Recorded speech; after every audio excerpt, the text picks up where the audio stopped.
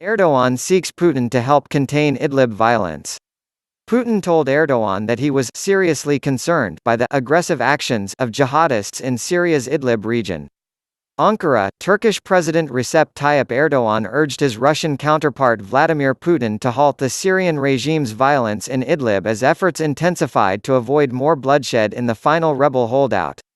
Russian air strikes in the northwestern province of Idlib are bolstering a Syrian government offensive that has forced nearly 1 million civilians to flee, the biggest wave of displacement of the 9-year conflict.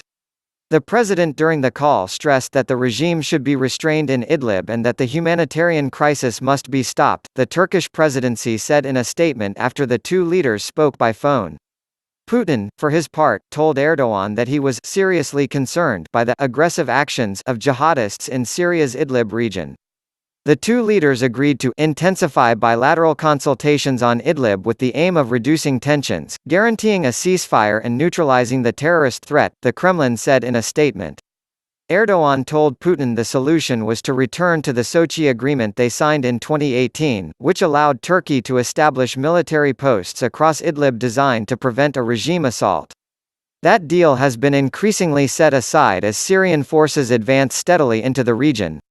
Turkey, which backs some rebel groups in the province, has lost 16 military personnel this month in clashes with Syrian troops.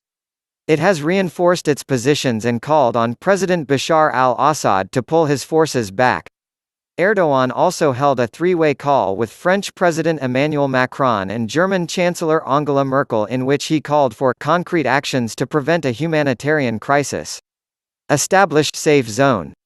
Turkey is determined to prevent a fresh influx of displaced people adding to the 3.6 million Syrian refugees it already hosts. With Ankara threatening an imminent operation against the Syrian regime, Defense Minister Hulusi Akar inspected troops gathered at the Syrian border on Friday. Erdogan spoke of establishing a safe zone to provide shelter and support to fleeing civilians facing harsh winter conditions, adding that Turkish organizations were already building structures in the area. Our work continues. We will have a discussion with Putin. I hope we will take a beneficial step with this, he said. Merkel and Macron also held talks with Putin on Thursday, later calling for the fighting to end and proposing a four-way summit with Erdogan. A Kremlin spokesman told reporters on Friday that the possibility of holding a summit is under discussion, but that there was still no decision. Horrendous conditions. Also on Friday, the EU's 27 leaders condemned Syrian government attacks, saying the offensive was causing enormous human suffering. The EU urges all parties to the conflict to fully respect their obligations under international humanitarian law and international human rights law and to allow unimpeded and direct humanitarian access to all those in need, they said in a statement. Syrian aid workers have put out desperate calls for a ceasefire and international help. The United Nations says 900,000 people, more than half of them children, have been displaced in horrendous conditions since December 1, when the latest offensive began. Erdogan also commented on the conflict in Libya, in which Turkey again finds itself on opposing sides to Russia.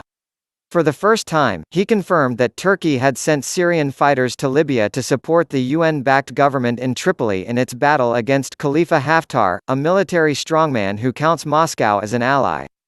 Erdogan and Putin said during the call they were bound to all agreements and they also discussed developments in Libya, the Turkish presidency said, without giving details.